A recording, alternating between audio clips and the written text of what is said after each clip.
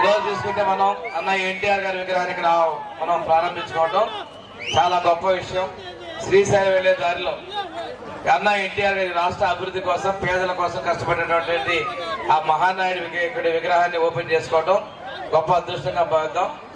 ఇప్పుడే పెద్దలు చెప్పినట్లుగా తెలుగుదేశం పార్టీ పెట్టి అనతి కాలంలోనే పేదల కోసం సంక్షేమం కోసం 2 రూపాయల కిలో బియ్యం కావచ్చు, పక్కా ఇళ్లు కావచ్చు, ఆడపడుచుల ఆస్తులు కావచ్చు, ఇలాంటి సంక్షేమ పథకాలు తీసుకొచ్చి ఈ రాష్ట్రాన్ని అభివృద్ధి పథకంలో నడిపించినటువంటి వ్యక్తి అన్న ఎన్టీఆర్ గారు.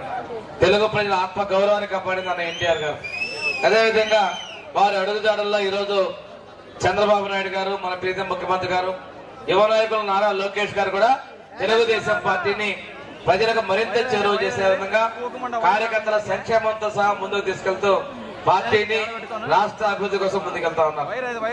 ఈ రోజు రాష్ట్రంలో తెలుగుదేశం, జనసేన, బీజేపీల ఎన్డీఏ ప్రభుత్వం ఉంది. మన ప్రీతం ముఖ్యమంత్రి నారా చంద్రబాబు నాయుడు గారు రాష్ట్ర అభివృద్ధి కోసం అహర్నిశలా కష్టపడతా ఉన్నారు. ఏ తప్పు చేయకుండా గత పాలకులు మన నాయకుడిని ఇబ్బంది పెట్టినప్పుడు పవన్ కళ్యాణ్ గారు నేనున్నానన్నట్టు రావటం, అదేవిధంగా ఈ రాష్ట్రానికి నిధుల కోసం బీజేపీ గారు మోడీ గారితో కలిసి మనం ముందుకెళ్తా ఉన్నాం.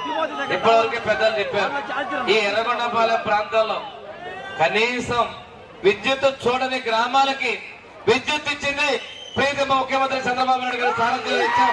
అదేవిధంగా మన విద్యుత్ శాఖ మంత్రి గారు గారు ఇచ్చారు.